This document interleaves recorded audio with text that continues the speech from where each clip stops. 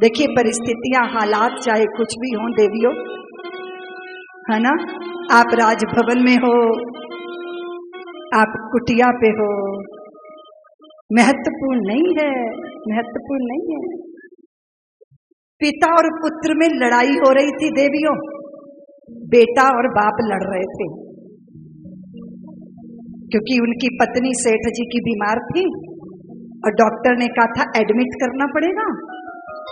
रात को कौन रहेगा, इसके लिए लड़ाई हो रही थी पिता पुत्र में।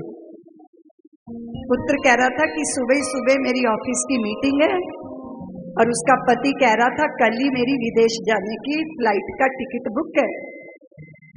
तो नर्स को ज्यादा पैसे देके, रिश्वत देके कहा थोड़ा ध्यान रखना। हाँ, एक और थी बीमार, रिक्शा चालक की पत्नी, वो रिक्शा पे बैठा के लाया था, बुखार बहुत चढ़ा हुआ था।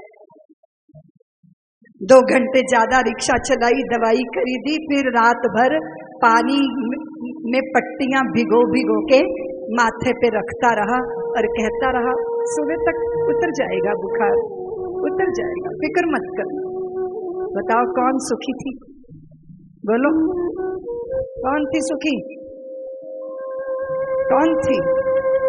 वो सेठानी जो अकेली करवटें बदल रही थी, या वो अभावग्रस्ता थी पर प्रिय साथ था, प्रीतम साथ था, पति साथ था।